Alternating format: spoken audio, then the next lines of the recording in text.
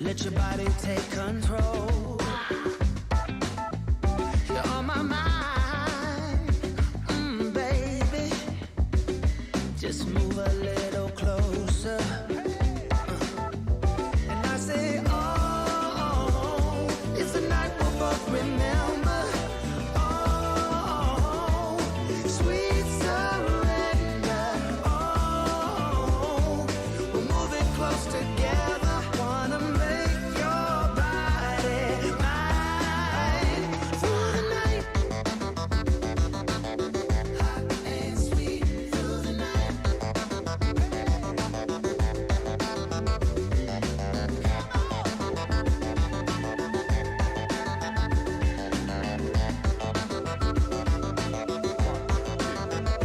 Let's get out fast and slow.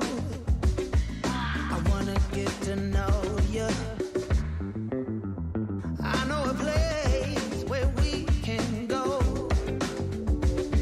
It's just around the corner. And I say, oh, it's a night we'll both remember. Oh, sweet surrender.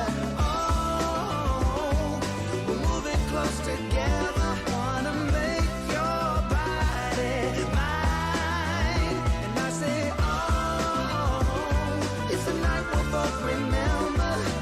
Oh, sweet surrender. Oh, we're moving close together. Wanna make your body mine through the night. Ooh, ooh, yeah, baby. I wanna make your body mine.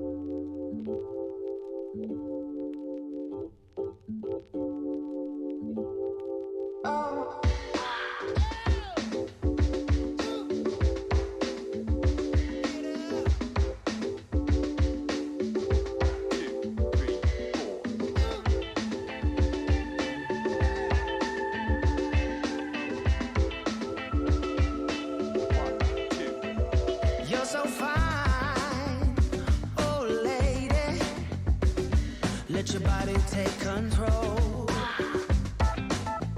You're on my mind, baby. Just move a little closer. And I say, oh, it's a night we'll both remember. Oh, sweet surrender. Oh, we're moving close together. Wanna make your body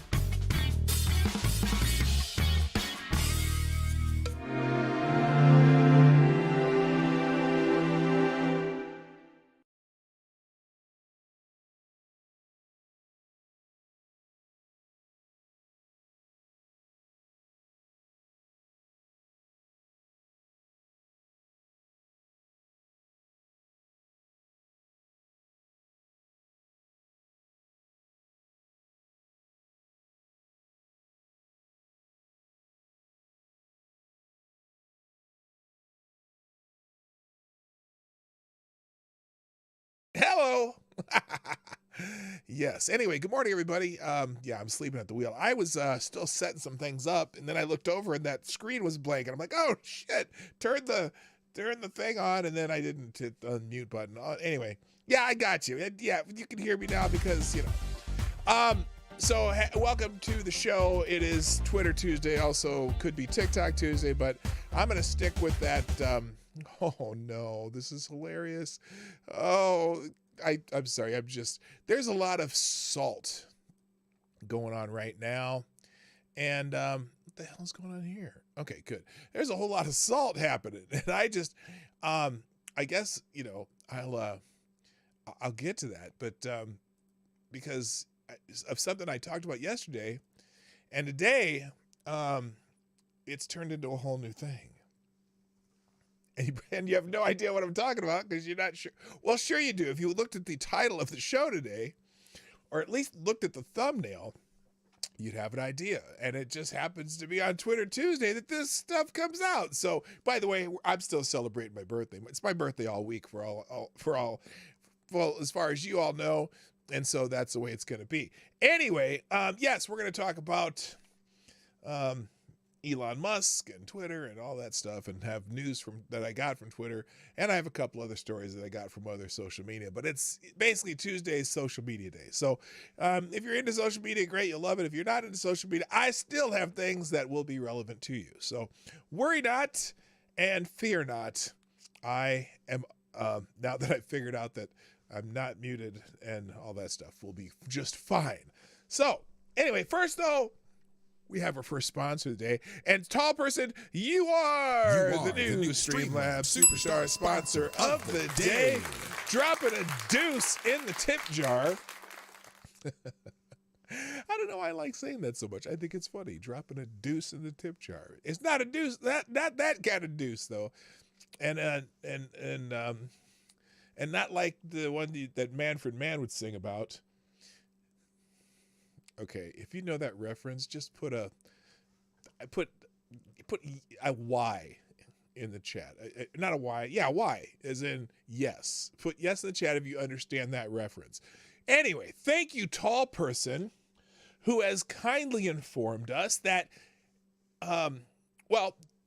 we're celebrating something today. Happy National Deep Dish Pizza Day. So if you're from I'm sure Chicago Mike would be into that, and it's just I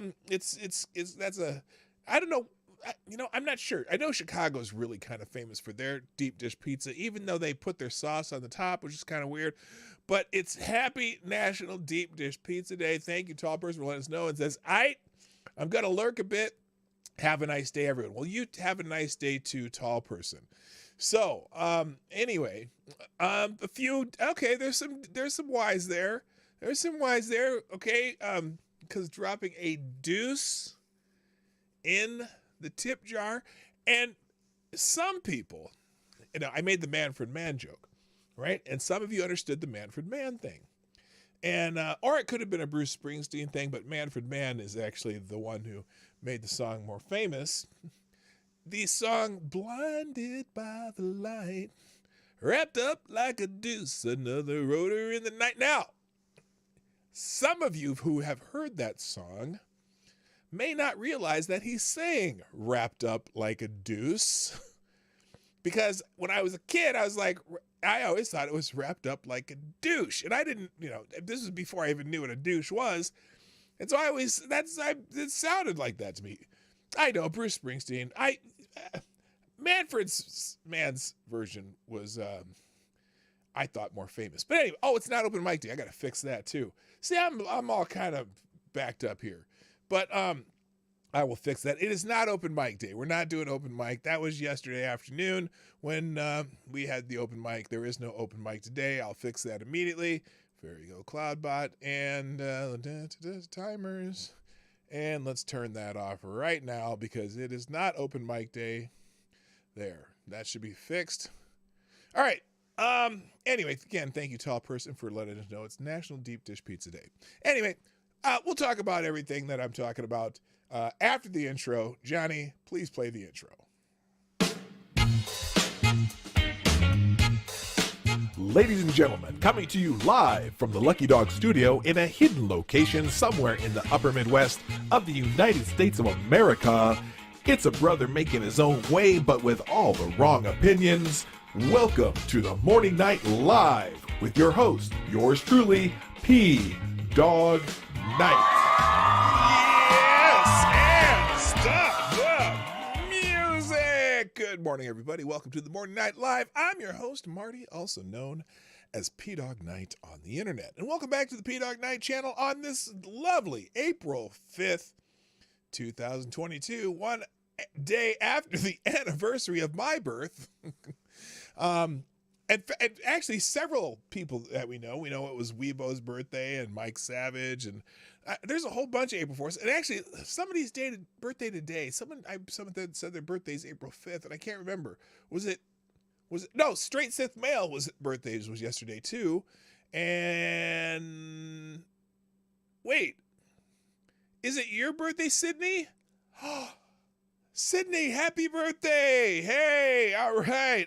Wait, we're there, the party horn, and there we go. Happy birthday, Sydney. I'm just giving you a bell because it's your birthday.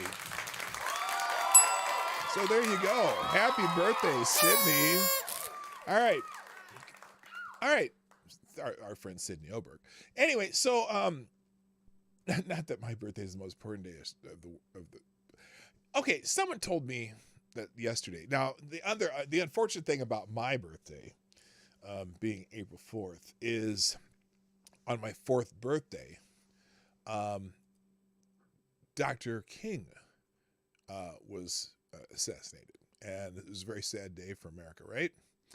And but I guess yesterday, here, let me see if I can see this. I'm gonna see if this is Dr. King, because someone told me that something yesterday.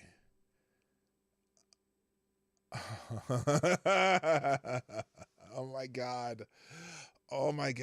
You know, I swear these people are somewhat demonic. So Nancy Pelosi, the Speaker of the House, and everyone knows who that is.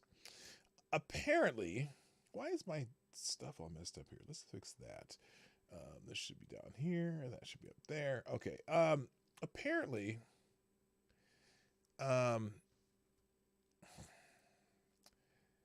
Nancy Pelosi did this. Today, I joined the members of the King family, and let's see, who's Marakova?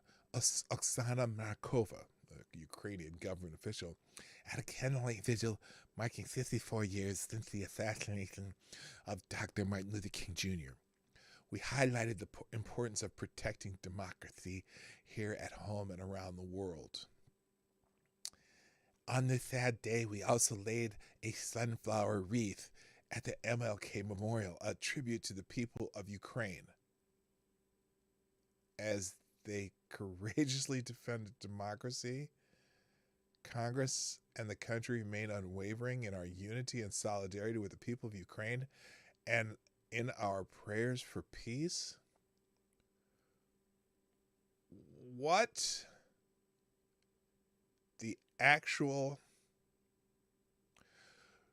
hootenanny liver biscuits does Ukraine have to do with memorializing Dr. King? Why are we putting those? Because apparently the sunflower is the symbol of Ukraine. I don't know why, but why?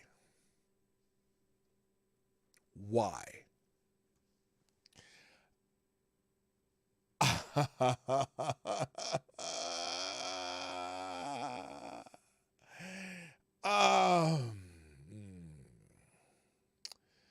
Holy liver biscuits. I don't sound drunk enough, and you need to play with your dentures more. Yeah.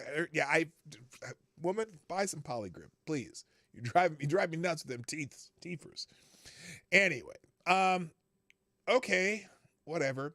All right, let me real quick. Let me say good morning, everybody, and then we're gonna get into it because I think I've played around too long, and I need to keep on track because I know I'm a little late today. First in the chat today, we'll say good morning to everybody. First in the chat today, and who gets the bell is Somnambule Nation. Yay! Thank you for being here bright and early. Also, good morning, Maddie, who's working and lurking in the background. Good morning, Advocatus Diabli. Rotten Corpses in the house. Mike Savage, Blarg, and happy birthday yesterday. Also, good morning to Nomad. Nomad, you get one of these. Hammer time. Also, let's see. We got Attack Alpaca, Aaron Meredith, Select a Boy.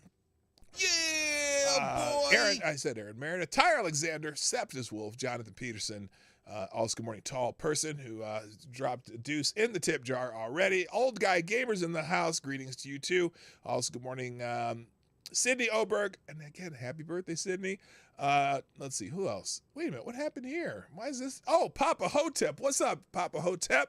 Nice to have you join us today. And also Jesse Leon and DI Freighter Watchers. That's everyone in the chat so far. Be sure to share the stream, hit the like button sometime during the show. If you are watching on replay, put a comment in the comment section. And if you want to sponsor the show, you can do that at pdognight.live, where you can watch the show, participate in the chat, and drop tips in the tip jar like Tall Person, or you can do super chats and all that stuff. That's up to you. If you don't want to, it's a free show. It just helps out every once in a while. All right, let's get into this because this was interesting. So yesterday I spoke to you. If you were here in the afternoon, we were talking about the fact that Elon Musk announced that he was now at almost a 10%, I think 9.2%, whatever, shareholder in Twitter. And it sent shockwaves across the world, right? Because Elon Musk is certainly one of the more ardent people critical of Twitter and some of their policies, although he's a regular Twitter user, but he's now the largest shareholder in that company.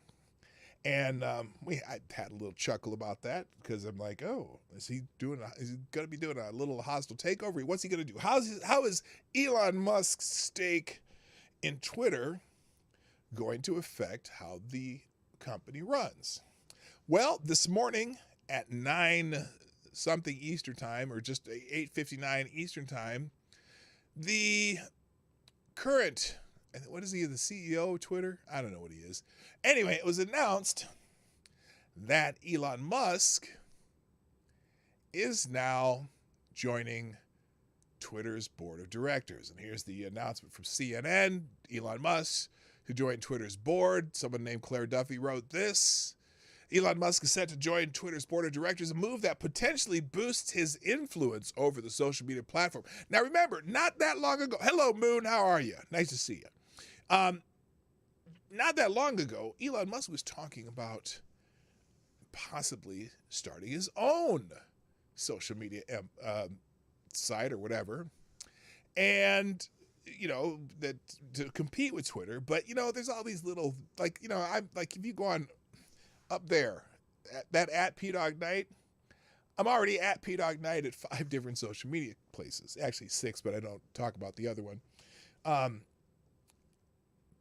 lot of them are Twitter clones. Some's kind of mine's is kind of mine's is a little different. Mine's is similar to Twitter and Facebook, but kind of different, and has kind of a eclectic crowd, right? Hello, Retro Veteran Gamer. It's nice to see you. But anyway, and I didn't think, I'm like, okay, and then you got Trump Social, which seems to be struggling so far, and then so at the thought of Elon Musk starting another one, I'm like, this shit's getting old. Twitter's still dominant in the market, right? So when I found out he said it was almost a 10% share of Twitter, I'm like, oh, that makes more sense. I was like, people are like, why would you start another? Why don't you just buy Twitter? He's the wealthiest man in the world. So he now has 10% share in Twitter. Twitter said in a regulatory filing Tuesday that it plans to appoint the Tesla and SpaceX CEO to its board for a term that ends in 2024. As part of the deal, Musk has agreed not to acquire more than 14.9% of the company's shares while he remains on the board. So, and in fact, we have where's the filing here? I think I have one of these. Here we go. So here is that. Here's that. I don't know if this is the announcement, but this is the agreement with Elon Musk. It says, "Dear Mr. Musk, Twitter Inc. and company, or the company as they'll refer to it as, and Elon Musk hereby agree as follows. Appointment of Mr. Musk as a director, as promptly as practical following the execution of this letter agreement, subject to and contingent upon the provision by Mr. Musk of any information that the company reasonably requires to complete its customary onboarding procedures, including a customary background check and completion of the company's D&O questionnaire. For members of the board of directors of the company, the board, which they'll call the board, the company and the board will take all action necessary so that as Mr. Musk will be appointed to the board as a Class 2 director with the term expiring at the company's 2024 annual meeting of stockholders. Company securities. Now, this is the part where they limit him, right? They limit him.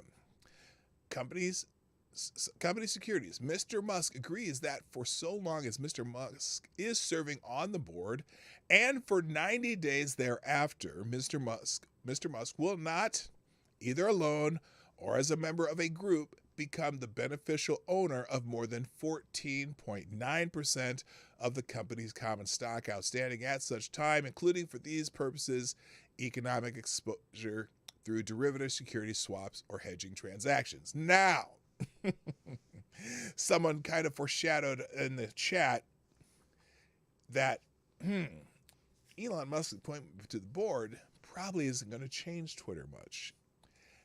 Now, why might that be? Well, he's going to serve on the board, but they're making it that they've made him agree to not have more than 14.9% of the company's common stock. As in, but he can buy more, but they're going to limit him to under 15%. Now, that's curious to me. That tells me that Twitter was panicking that he might try to do a hostile takeover of Twitter. And then there's some miscellaneous. The term group and beneficial owner are defined, blah, blah, blah, blah, blah. The parties agree that specific performance will be available to the parties under this letter agreement. The letter agreement is governed by blah, blah, blah, blah. So anyway, that's the state of Delaware. Because they're based in Delaware. Lots of these companies put their base in Delaware because they get a special corporate tax break for being in Delaware, apparently. Anyway, so they're trying to limit his influence, even though he will be on the board. So the idea that he will not have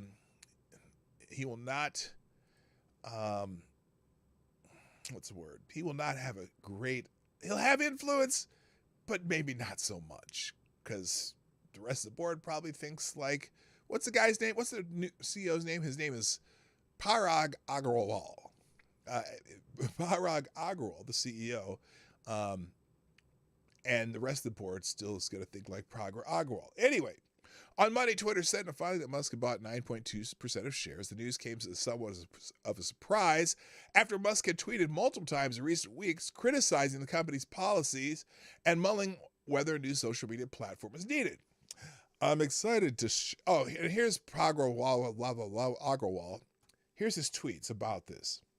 I'm excited to share that we're appointing Elon Musk to our board. Through conversations with Elon in recent weeks, it became clear to us that he would bring great value to our board. Well, he owns almost 10% of the company, so if you have more than 10 board members, it probably makes sense that he'd be on it. I don't think this was I just don't think that this was,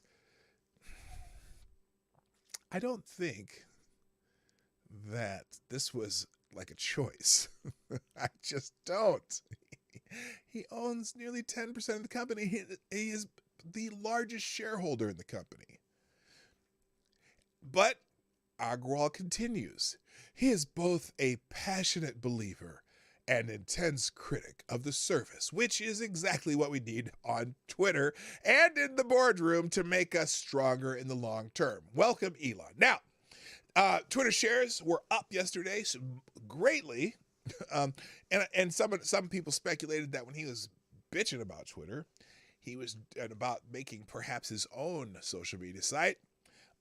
He was doing that because that would cause Twitter shares to drop, and he could buy into it at a a lower price. I mean, I think he has his shares are worth like $2.7 billion, but they weren't before he bought it, but after he bought it, Twitter shares went up sharply. So now there has been some interesting reaction to this. Now, first of all, here's Elon Musk right here, and I'm just going to go down from under Parag Agrawal's statement here. We'll just Elon Musk replied, looking forward to working with Parag and Twitter board to make significant improvements to Twitter in the coming months. Well, very good. Now, the figure known as Cat Turd says, we don't need superficial improvements like an edit button. We need Twitter to stop targeting conservative free speech and interfering in our elections. Oh, damn! Other people, though, are a little bit... Oh! Now, this is from 13 hours ago. Do you want an edit button? Now, when did he say this? Wait a minute. So that was 1 hour ago. So 13 hours ago, because when people found out he was, a large shareholder in Twitter, he also had this poll that he put up. Do you want an edit button? Now, I'm just going to vote on this. I don't care if Twitter has an edit button. I think if they do have an edit button, though, you should be able to, there should be a link within that tweet where you can see the original tweet. So if you edit a tweet, it should say this tweet has edited, original tweet found here. Okay, so you can tell if there's superficial changes or if people have completely changed the meaning of a tweet they did before. But anyway, let's see. Okay, 73%. Now, Parag says, the consequences of this poll will be important. Please vote carefully. Well, okay. Anyway, so there's some people who are not happy about Elon Musk owning. No, here's the top Twitter shareholders. Elon Musk, 9.2%. Vanguard, which is a, securities, probably has mutual funds that have Twitter in it, 8.8%. Morgan Stanley, 8.4%. BlackRock, the company buying up real estate all over the country, 6.5%. Twitter's next board meeting. This is a cute little graphic here. What is that? I'm sorry. Elon Musk, chief meme officer at Twitter. Let's see. But some people are not happy about this. There's some people not happy. If Elon is going to change the tone of Twitter, tweaking it to his liking, I'm likely out of here. Bye, bitch. You can get the hell out. I don't care. Warning, or breaking. Let's see. Twitter users, free speech. Twitter users, free speech. Elon Musk, Twitter, free speech. So people are, I don't know. People are not happy about it. Let's go back to this CNN article though. See what else they say here. Let's see. In response, Musk tweeted he's looking forward to working with Parag and Twitter board to make significant improvements to Twitter in the coming months. It's not entirely clear what improvements Musk has in mind.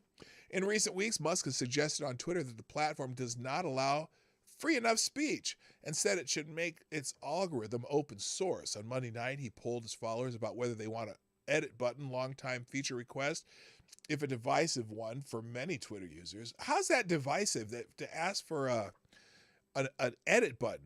Anyone know why that would be divisive? I'm not sure. And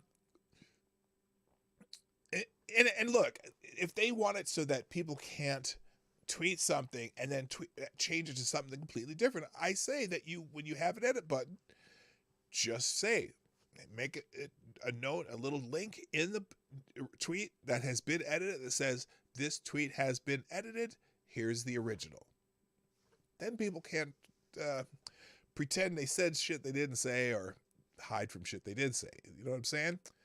Did I see Scribe in here? I don't know if I did or not. Anyway, let's see. Vanguard, BlackRock, Dancing Idiot Lady told me so. It was like, not really. So anyway, and then, but after climbing more than 20%, 7% Monday on the news of Musk stock purchase, Twitter shares gained another 6% in pre-market trading on Tuesday this morning. So Twitter stock went up a total of 33% on the news of Elon Musk's stock purchase. So, wow. Now, there's also an article in the Washington Post. It's probably not going to be a whole lot different. Just showing the tweets that Parag and Elon Musk had. Now, let's see. Dan Ives, managing editor of Webbush Security, said this was a friendly move by the Twitter board to embrace Musk with open arms. I don't know how they can have a choice. I'm sorry. The largest stockholder in your company, I don't know if they really had a choice. So I think they're putting on their congenial costumes.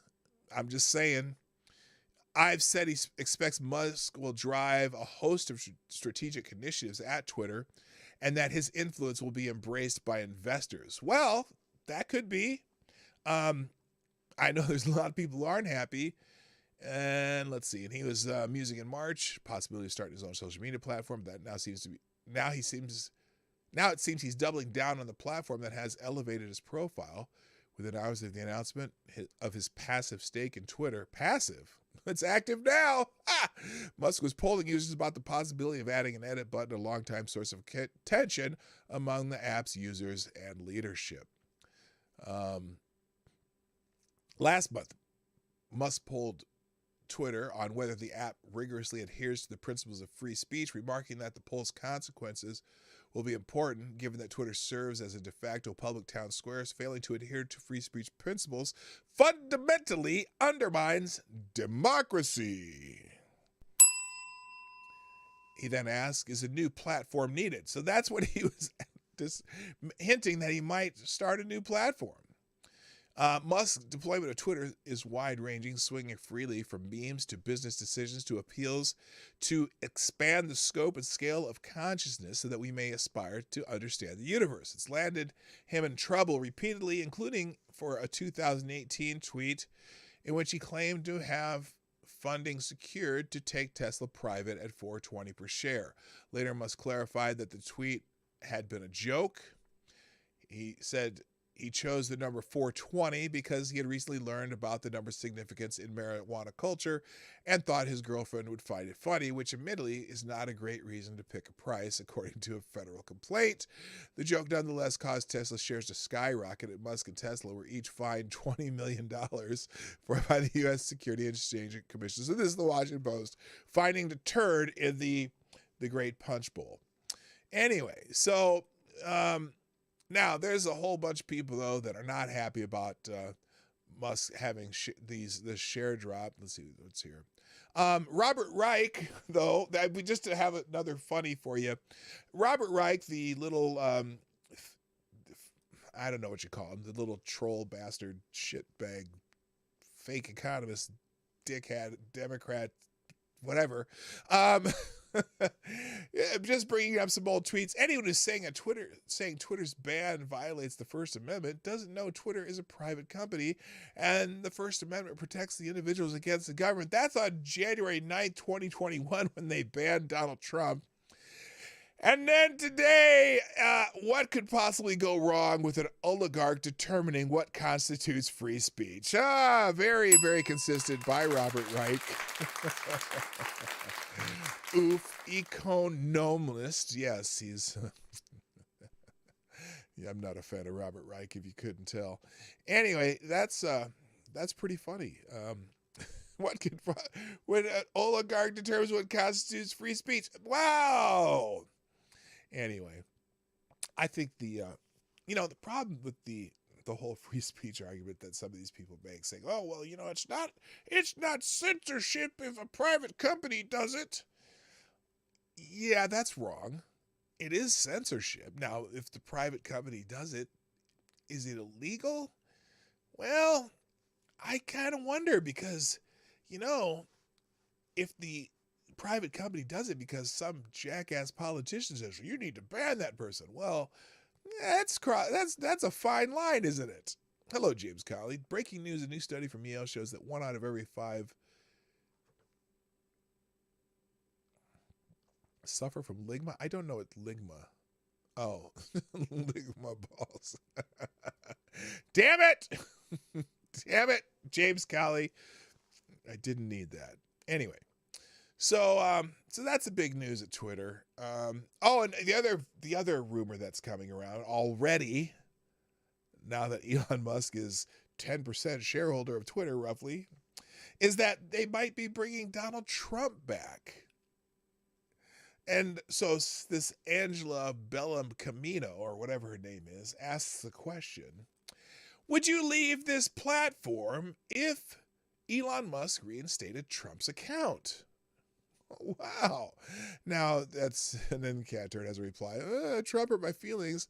Now some people saying, no, as of now, I'm trying to look for a new platform since he just bought his way onto the board. I already have one foot out the door. Where is the rendezvous point once it happens? Why would he reinstate Trump's account? Someone fill me in. I'm debating leaving just because of his influence. Wow, you people are you guys are hurt, aren't you?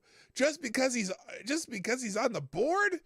I'm debating leaving because of his influence. I feel like staying is supporting him, and I refuse to support billionaires who think they are more important than they really are. Wait a minute. I got a question for this dipshit. Who do you think owned Twitter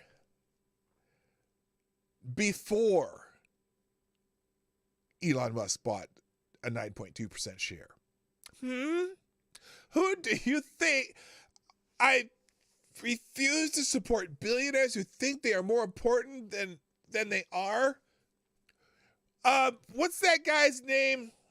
Anyone? Hey, Johnny, what's the guy's name that used to be the CEO of Twitter? He kind of founded it or whatever, and he's a billionaire who thought, what does this say? Who think they are more important than they are.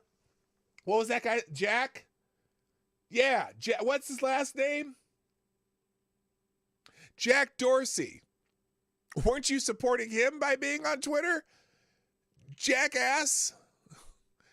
Oh my God. Part of me wants to say yes, but Twitter has big influence, and we would only be doing Republicans a favor if we all left Twitter. If Trump's account is reinstated, block it and continue to call out Republicans and educate people of facts and how important it is to vote blue. Yes, you keep doing that, but guess what? Maybe perhaps Twitter would no longer be able to be the proprietor of what you can think and speak about. How about that? Hello, Asan. What's up? Good morning. Also, John Arnott and Renee Mayette. Welcome back to the show. Nice to have you here. Nice to see you. So there's a lot of people just, oh my gosh, they just can't handle it. Oh no. And then they're making memes. Oh, they have a meme. Here's an Elon Musk meme. I'd like to speak to the manager of Twitter about some issues with your company platform. I own 9.2% of the company. Well, if you own 9.2% of the company, isn't that your prerogative? It's my prerogative to do what I want to do. It's my prerogative. Considering his stake is less than 10%, I doubt that's a possibility. But to answer your question, yes, in a heartbeat. Hey! Gotcha, bitch! Bye! Does one member of the board have that much power? Now, here's the thing. I think, I'm pretty sure they were already thinking about letting Trump back in. Joe Walsh, is this? Oh, that's not the Joe Walsh. That's not Joe Walsh. Probably not. We collectively would have to be the fact checkers and truth tellers. Oh, yeah, because, y'all are so good at that shit. Anyway, so, oh, wait, what's the other, hang on. Now, someone else replied to this and quote you. Michael Berry said, I heard last night that they're bringing Trump back in June and giving him carte blanche to block anyone and everyone he wants. They're saying he already has a list of 4,000 names on it.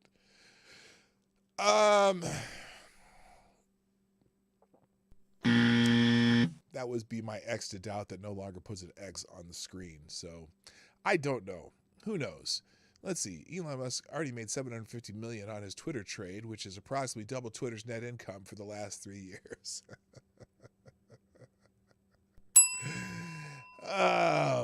1 year ago, 60 Minutes ran a smear. Oh, this is Ron DeSantis. These are other people talking about other shit, so I don't need to go with that. Anyway, so there's your update on Twitter. Do I have any more? Did I have one more?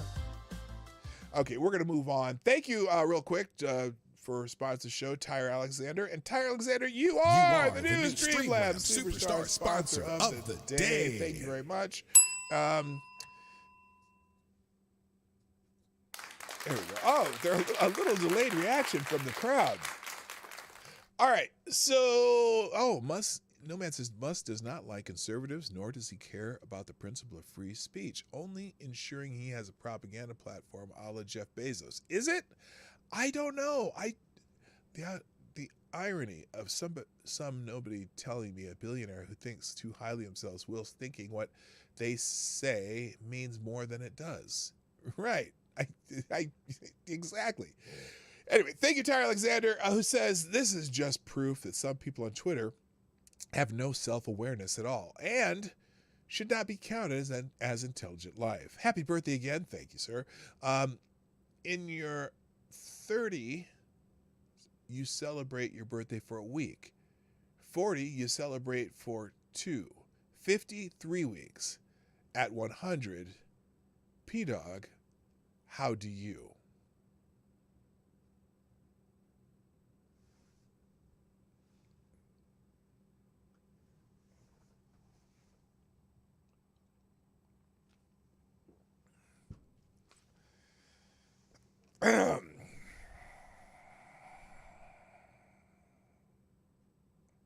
I'm not 100. I'm really, really not 100. Do you see any wrinkles on this beautiful face? Huh? Look at that. Look at this face. Do I even look close to 100 to you? Huh? Thank you very much for sponsoring the show. I appreciate you, Tyre, even though you think you're funny and you're not. What the hell? Yeah. You get one of these. All right. Anyway, now there is another seemingly there's a controversy that is causing Twitter to be all aflutter, and it is Twitter Tuesday, so we're going to talk about this new controversy.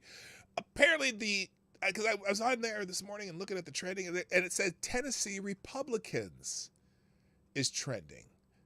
Tennessee Republicans is trending.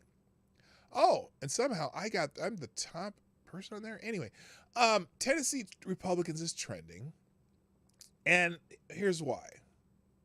Apparently, now this is what the people who hate Republicans are saying. So then there's a lot of people on Twitter who hate Republicans. So I'm going by what they're saying because they keep talking about Tennessee Republicans, and it's about this an issue. And let's see. Here's someone here. Tennessee Republicans, Marsha Blackburn State, they're not happy with Marsha Blackburn because she asked Ketanji Brown Jackson, as opposed to Jackson Brown, running low, about what the definition of woman is. By the way, I tweeted a video by Christian Watson who made just an excellent video about this what is a woman question. So go check him out. Anyway, here's what this one says, and this is pretty typical of all the tweets about this right now. Tennessee Republicans, Marsha Blackburn State, introduced a bill that would legalize marriage between adults and children of any age. The GOP wants to legalize pedophilia. Why does the right want to marry our children? Why hasn't Marsha Blackburn spoken out against this? Now, I want to check out the bill. Because and it's typical. Here's another one. Disgusting creatures. Florida Republicans don't want you to say gay. Tennessee Republicans want you to pick your daughter up early from kindercare so they can get married. Is that what the bill is about? We're going to find out because it just goes on and on and on. DeSantis, don't say gay. Don't talk about sex. Tennessee Republicans, let's pass a bill to marry off children. These people are fucked. And I mean, just over and over and over, just talking about that the Tennessee Republicans are trying to pass a bill to marry out so you can marry children. I'm sure this is exactly what the bill's about. Now, there's a story here. This is what is this website? I don't even know what it is. It's WJHL.com, which is News 11.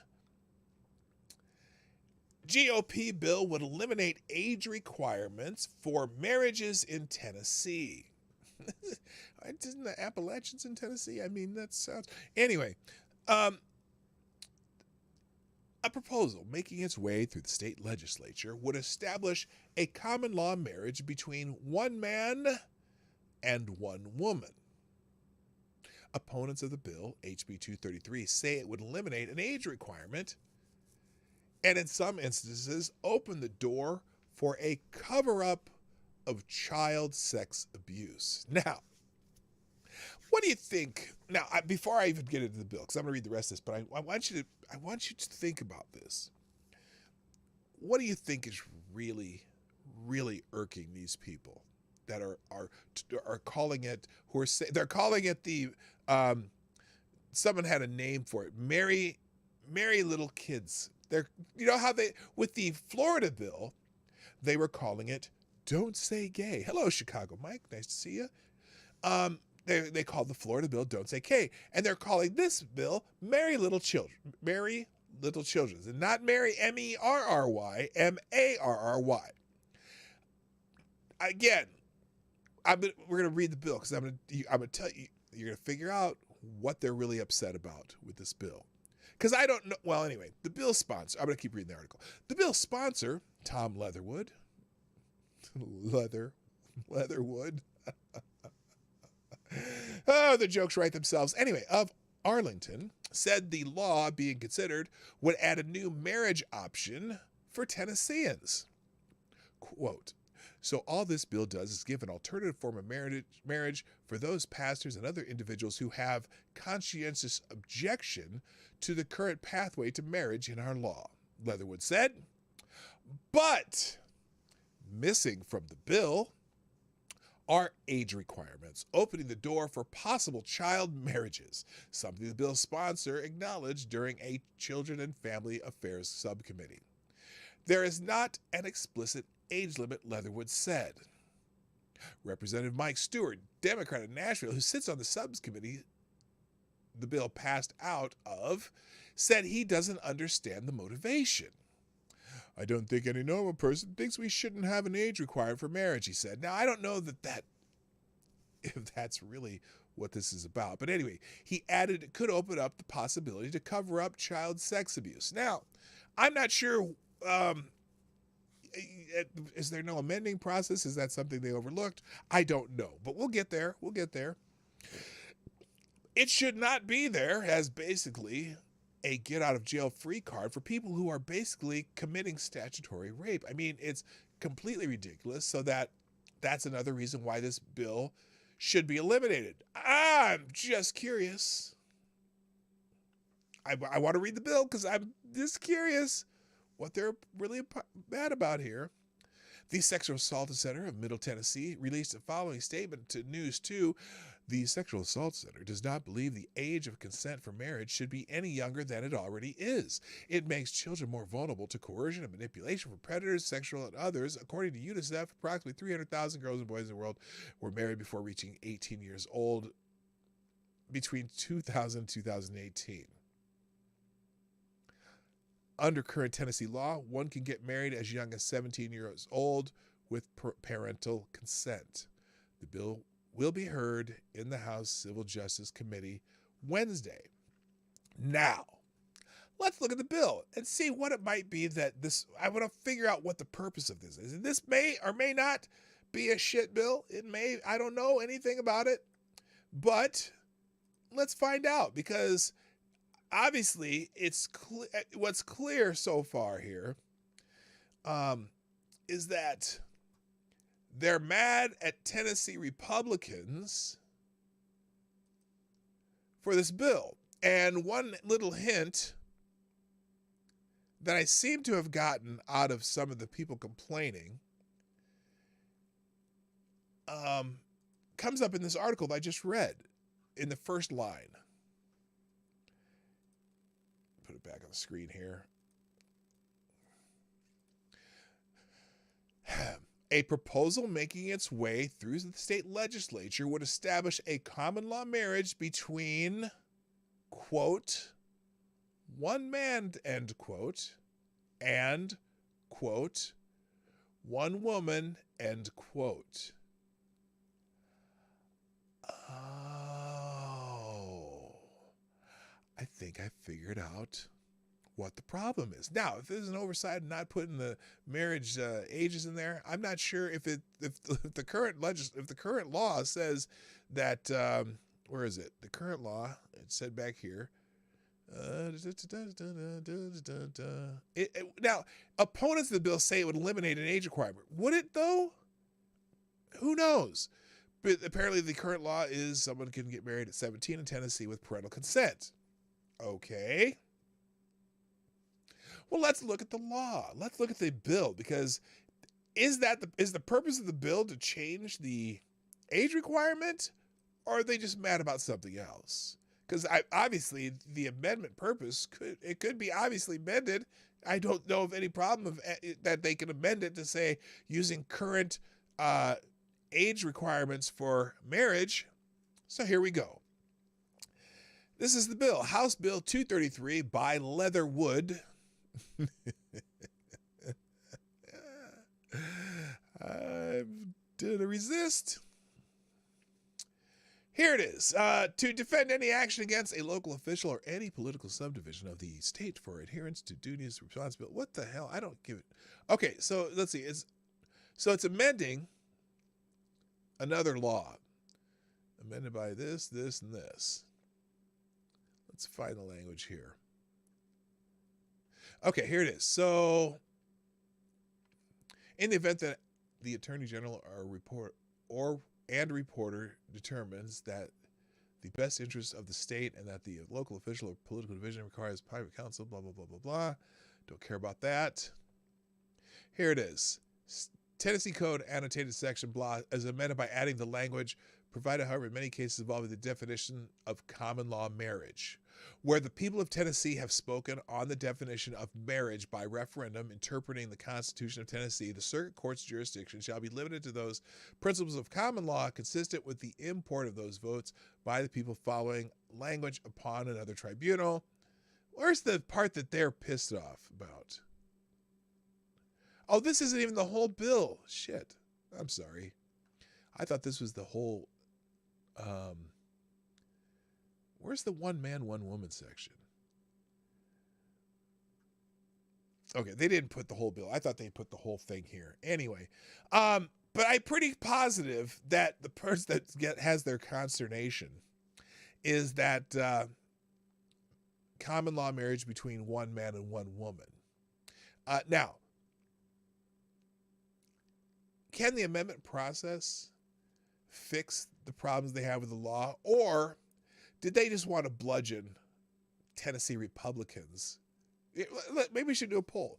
Did they just want to bludgeon Tennessee Republicans? It didn't mention age. It doesn't mention age anywhere in the bill. So they're saying that by adding this bill, you're removing the current age of marriage in the bill. So just all of these people are just like hundreds and hundreds and hundreds of tweets talking about how they're trying to take the illegal age of marriage and removing it. And so this is some propaganda shit that they do on Twitter. And, fine. If they want to be propagandized the way they are, let them do it. I don't care. Real quick, I want to thank a few people here. Thank you, Tall Person, and RVA Dar. Nice to have you back if you're here, for retweeting the show. Also, Scribe Light. Also, Rotten Corpse. Septus Wolf. Tyler F. Key for tweeting out the show. Papa Hotep for tweeting out the show. Y'all are awesome. Thank you. And so anyway, I appreciate y'all for putting the show out. Also, good morning, Tessa Cunningham. Nice to have you here. And I think I'm kind of couple on the hellos. All right, I just got a couple other items that we'll go through, and then I'm going to be done for the day. But there's certainly plenty of places where you can go for other news.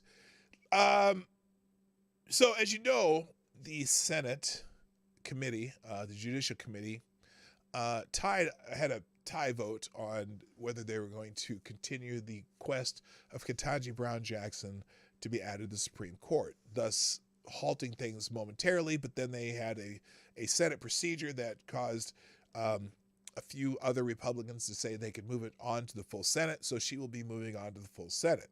And one of the people who made that happen was Lisa Murkowski, the senator from Alaska. Well, and Lisa Murkowski is going to be up for election this year. So apparently, Sarah Palin, the former vice president's candidate, is going to be running for the United States Senate in Alaska. Sarah Palin on dumping anti-Trump Senate Lisa Murkowski. Alaskans are ready for a change. Alaska senator needs a senator who truly is for energy independence, said the 2008 GOP nominee for vice president. Former Alaska Governor Sarah Palin is currently seeking her state's. Oh, she's running for the House. I'm sorry, excuse me. Former Sarah Palin, currently seeking her state's sole U.S. House seat, said she's absolutely supports a conservative challenge to longtime Alaska incumbent Senator Lisa Murkowski, a liberal anti-Trump Republican. Palin, the 2008 GOP vice president nominee, told Just the News, Just the News, not noise, in an interview on Monday that her state is ready to see a change in the Senate seat currently held by Murkowski. Palin said she would support someone such as pro-Trump challenger Kelly Shibaka? Is that a Japanese name? Anyway, to take Murkowski's seat. Shibaka and Murkowski are set to face off in Alaska's GOP Senate primary this August. I think Alaskans are ready for the change that's to send someone to Washington, D.C. That, in that sentence, I'm not going to try to imitate Sarah Palin. And Palin told co-host John Solomon and Amanda Head, she said her state needs a senator who's truly putting the will of the people first, the will of the people of Alaska. So anyway, Sarah Palin is basically endorsing Shibaka. Shibaka told Just the News last month that Murkowski is responsible for America's current energy crisis because she cast a tie-breaking vote in support of Secretary of the Interior Deb Haaland, who has sharply curtailed fossil fuel development on federal lands. It's an Alaska-centered job to fight like hell for our energy resources, our energy independence, Alaskan workers, and now our national security, Shibaka said, but instead she let Deb Haaland through. So Deb Haaland is the Secretary of the Interior. If you're not familiar with that, she's a Native American left-wing person who look, the president is the one who, in his first days in office,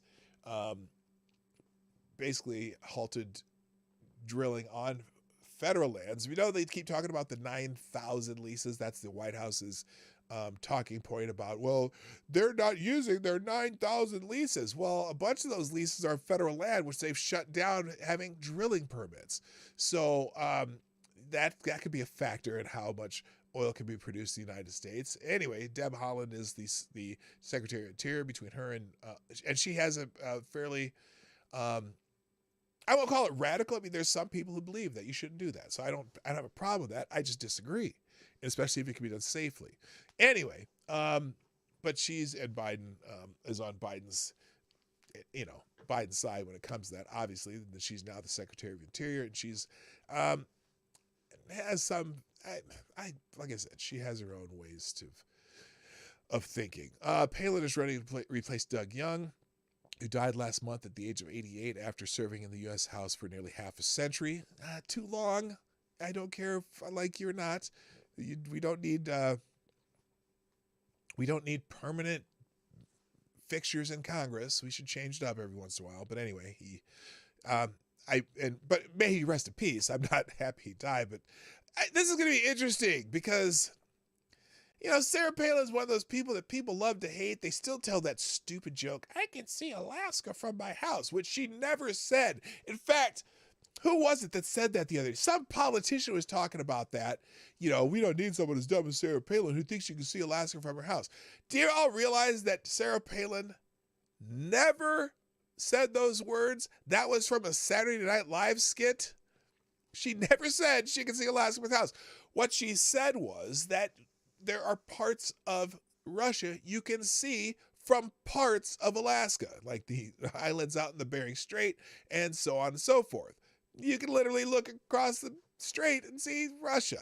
But that was because when you're the senator, or excuse me, when you're the governor of Alaska, you have special security clearances regarding national security because of the Air Force bases in Alaska, and it's a strategic part of the world, which I'm surprised that Joe Biden hasn't given back to Russia. But anyway, let's move on. Other articles, and I just got these off of Just the News, Not Noise, which is John Solomon's website.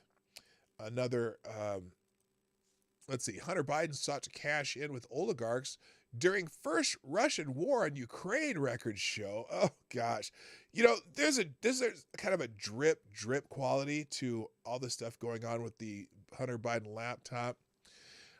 This is a good, if not life-changing deal if Ukraine doesn't collapse in the meantime. Hunter Biden was told in the spring of 2014 email after Russia had invaded Ukraine the first time, I guess in Crimea. In the shadows of Russia's first invasion of Ukraine in 2014, Hunter Biden and his business partners embarked on an aggressive campaign to score millions of dollars in the, quote, life-changing, end quote, business with oligarchs in both countries who had an interest in his father's policy-making business, according to emails and court records obtained by Just the News. Drip quality, probably gonorrhea. Well, we do not want that. Anyway, President Biden's son and his associates targeted Russian oligarch Yelena Baturina, who eventually was sanctioned by the U.S. a few years later in 2018 for as much as $200 million after helping her get a bank account set up in America. The emails show Hunter Biden and his associates even arranged for Baturina and her husband, an ex-Moscow mayor, to meet with then Vice President Joe Biden at an intimate dinner in Washington in 2015. Really? They're getting a lot of information out of this thing. At the same time, he and his team courted Baturina. Hunter Biden was securing lucrative board positions and consulting deals with Ukraine oligarch Mykola Zhaslevsky, a man whose company, Burisma Holdings, the United States and Great Britain wanted investigated for corruption. I think we've heard this story, but not maybe in very much detail. I'm sorry, I just put that on the screen too. The delicate balancing act of cashing in on both the Russian and Ukrainian sides of the conflict left the younger Biden and his partners acutely aware that Moscow's military annexation of Ukraine's Crimea region in 2014 was a wild card that could scuttle the success of their business pursuits, the memos show. Quote, just spent 2 hours on the phone with Kyiv. I am confident at this point that this is a good, if not life-changing deal if the Ukraine doesn't collapse in the meantime. Now convicted Biden business partner Devin Archer wrote Hunter Biden in one particularly candid assessment of their strategy in mid-April 2014. Now, let me just have it a little aside here. Hey, Trippy, what's happening? Let me just do a little aside here because I reference back quite often, by the way, to Nate the Lawyer's video that I told you to watch a while ago. Because Nate the Lawyer did a video, is why is Russia invading Ukraine? And he pointed out that they first invaded Ukraine, or the Crimea Peninsula, when it was discovered that Ukraine had found massive oil reserves in the Crimea Peninsula. And Russia ended up taking over that region. Now remember, Russia's leading export is oil. They are oil rich, and they like to be oil rich. And apparently when they found oil reserves in Crimea, and there was a deal the Ukrainian companies that had drilling rights in Crimea, whatever, made a big deal with the Ukrainian state. Just so happens that Russia comes in and says, you know what, we need to annex Crimea. Now, we also look at the situation now, which is interesting because, so Russia has invaded Ukraine, right? And one thing that Nate pointed out, in eastern Ukraine, the Donetsk region, or whatever that region is called, however you pronounce it, Ukraine also found massive oil reserves in eastern Ukraine. And, you know, I don't need this up here right now. And so Russia, you know, decides they're going to come in and they're going to make it look like they're taking over Ukraine. And someone pointed out this morning that it's like, well, now they're pulling back from Kyiv because, well, Kyiv's not in that eastern region where the oil reserves are. And it seems like they're reinforcing everything they have in that eastern region where it just so happens Ukraine also did these oil. Wait a minute. Oil is just an extra benefit. The main dish is control of the Black Sea. Well, I'm getting to that. I'm getting to that. But Ukraine also made these deals with these oil companies for exploration and drilling in eastern Ukraine, where there's massive oil reserves also. And as Avocados Daily points out, by focusing on this part of Ukraine, they also get control of a massive majority of the Black Sea, where they can use to move the oil that they're getting from both Crimea and the eastern region of Ukraine and their own massive oil reserves. So it's interesting that they're suddenly like moving back as if they could not have taken Kyiv. Do you think the Russians have the capacity to have taken Kyiv, or do you think the fighting forces in Ukraine are actually that strong that they have repelled the Russians to back off? Right? It just comes off as though this is very planned out. It just seems like I'm just saying, one, if they back off and they can talk Ukraine into saying, well, we'll back off if you just let us stay here, and this would make this new line here. It just seems so convenient. It's so convenient. Meanwhile, Hunter Biden and his partner seem to be playing a little bit of both sides of the fence. By the way, good morning, Legit Low Talker. So back to this article. Eventually, another of Hunter Biden's convicted business associates, John Galanis, would declare in a sworn affidavit to a federal court that he and his son Jason became aware of a strategy by Hunter Biden-related companies of promising oligarchs quid pro quo access to Washington in return for their dollars. Jason Galanis gave his interest in Burnham Wealth Assurance to Archer on the prospect that Archer and Hunter Biden would continue to attract foreign oligarchs on the promise of high-level political contacts. John Galanis swore in January 2020 affidavit that unequivocally referred to the scheme as political influence peddling. And apparently they have I'll put a link to the affidavit in the chat, in the description down below.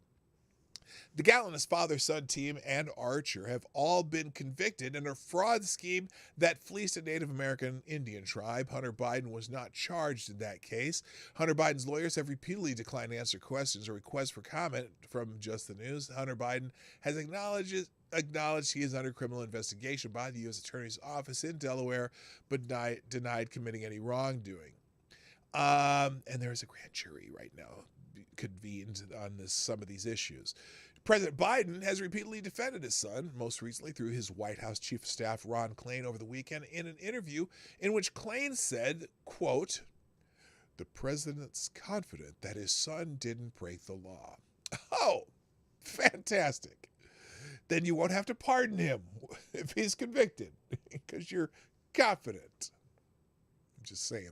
Anyway, whether crimes were committed or not, the records gleaned from the Archer Galanis trial and Hunter Biden's laptop, the FBI seized from a Delaware computer shop in 2019, make clear that Hunter Biden and his associates directly sought business with both Russian and Ukrainian oligarchs, also known as playing both sides of the fence.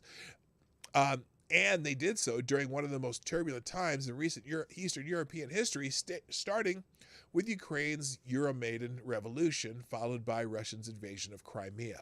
Ever since Just the News and the Senate committee first revealed in 2020 that Baturina sent $3.5 million to a firm inside Hunter Biden's business circle, Democrats and their defenders have tried to distance the family from the Russian oligarch.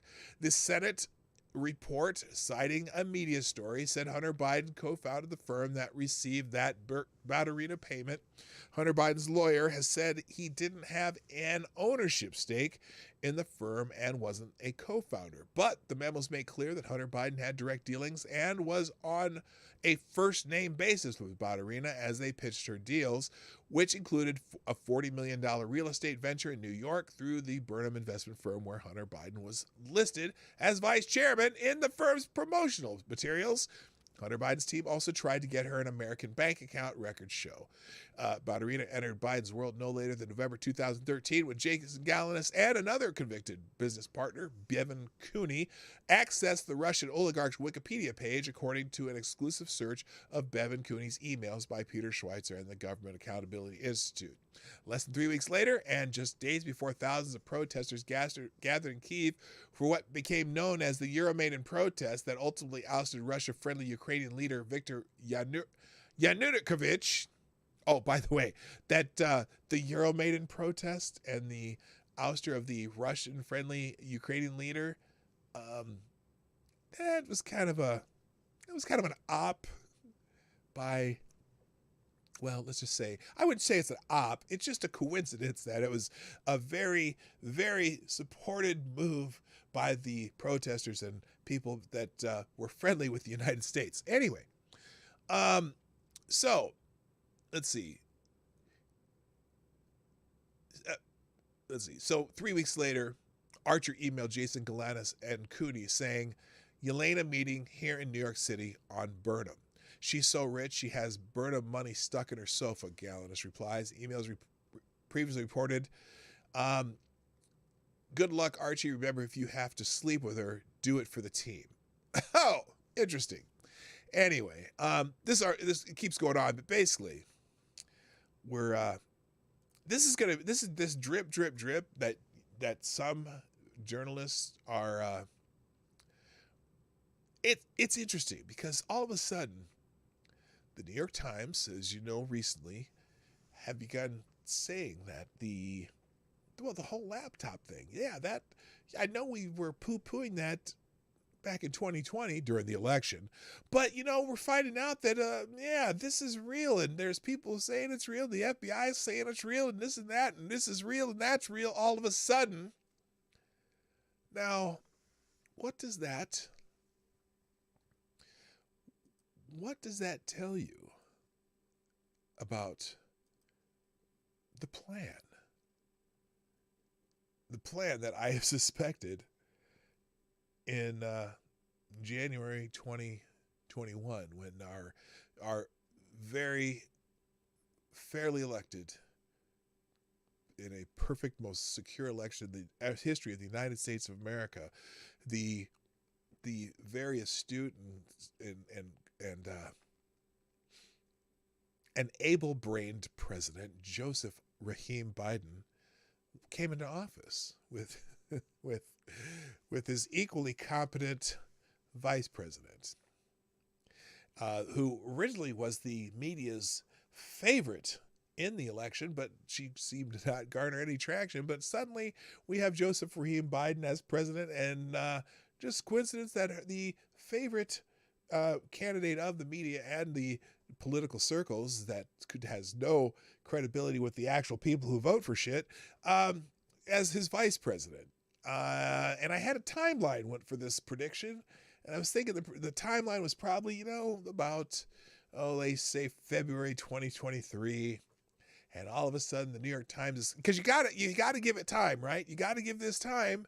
You got to give it time on how you, well, it's a conspiracy. It's just a conspiracy. Thank you, Selected Boy. Thank you for being here. It's a conspiracy. I can't peddle conspiracy theories. Come on. Anyway, I think I'm going to call it a day, folks. Let's see if there's any breaking news besides Robert Reich. Oh my God, what a jackass. Oh, what is this? Oh, that's Nancy Pelosi.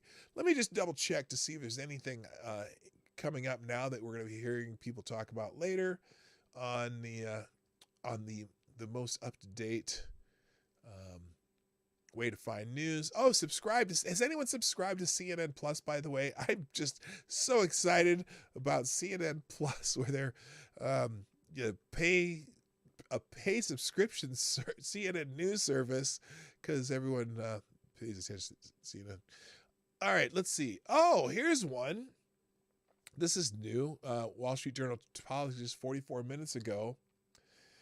The Biden administration. This is great. I mean, this is what we've been waiting to hear, right? Wait to hear this.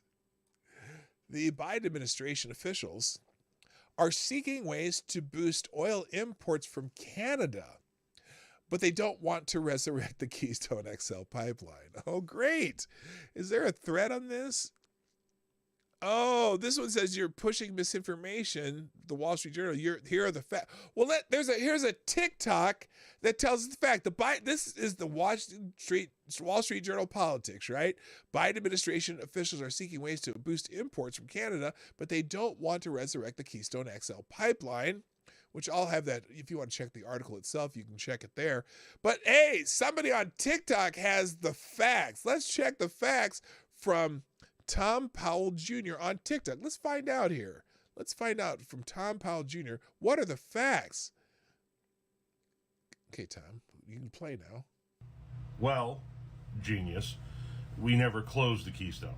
It's still operational. The same amount of product that was flowing through the Keystone before Biden is flowing through it now. What was closed was an extension, a shortcut of the Keystone pipeline that was going to carry Canadian tar sands oil to the Gulf of Mexico to be shipped to the Asian market for sale. And that was actually shut down by the 6-3 conservative Supreme Court back in the summer before Biden's election. The last part of your comment, though, has me confused. Are you calling me a tart, like, you're such a tart? Or was that a failed attempt at calling me a tard and you were too stupid to pull it off? Okay, so now, that's interesting. So they're saying that the extension of the Keystone pipeline is, because it is correct. The Keystone pipeline is still functional, and they were going to move tar sands, okay, into the U.S. or excuse me, through the U.S. and they were going to sell some of it on the Asian markets, right? What happens when you add more supply to the markets? Does it matter where it's going to go? If you add more supply to the market, let's say they add more supply to the total oil markets. Yeah. Anyway, but the idea that so that's it. That's an interesting reply there. So the wants more oil from Canada, but not a new pipeline to bring. Oh, that doesn't necessarily say. Well, it does say Keystone pipeline. Well, let's look at the article real quick, and then we're gonna get out of here. Wants more oil from Canada, but not a new pipeline to bring it. Why do you oppose pipelines? They're the most efficient and the safest way to move oil, isn't it? Oh, this is a new article, April 5th, 9:01 a.m. It's not even archived yet, so we may take a look at that tomorrow. But that's interesting. That's what you're going to be hearing about. And guys like that guy says, well, no, they never shut down Keystone. Well, I don't care. If you add more oil to the oil markets, the whole pipeline is shit is stupid. How many pipelines and refineries do we have in this country? Yet we blame Putin for what our government does. Anyway, that's a good point. All right, ladies and gentlemen, I got to call it a day because it's that time. But if you'd be so kind, if you haven't done so already, hit the like button and share the stream before, during, after the stream. If you want to replay, put a comment in the comment section so I know you were here.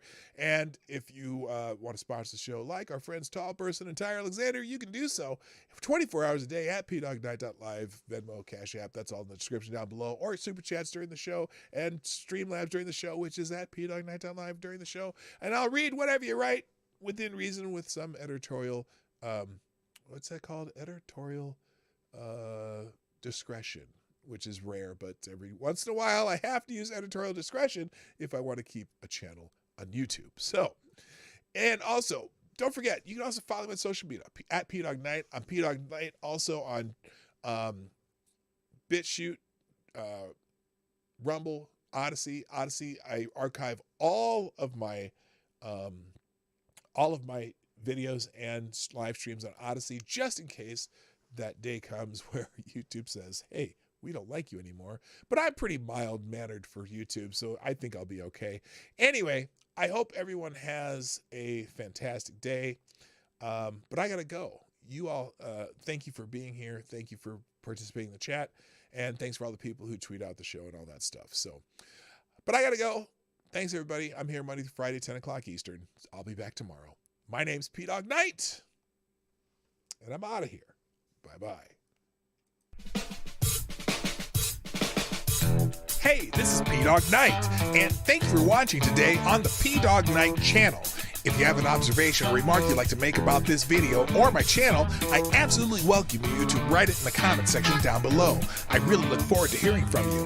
And before you go, if you like what you saw but you're not already subscribed, please make sure you hit the subscribe button and definitely click that bell that pops up afterwards so you'll be notified when I post new videos or when we go live. I broadcast my live show, The Morning Night Live, Monday through Friday at 10 o'clock Eastern, 9 o'clock Central. A special thank you to all the supporters of this channel who share our videos on social media and who make donations through Streamlabs, YouTube, Venmo, and Cash App, which are all linked in the description down below.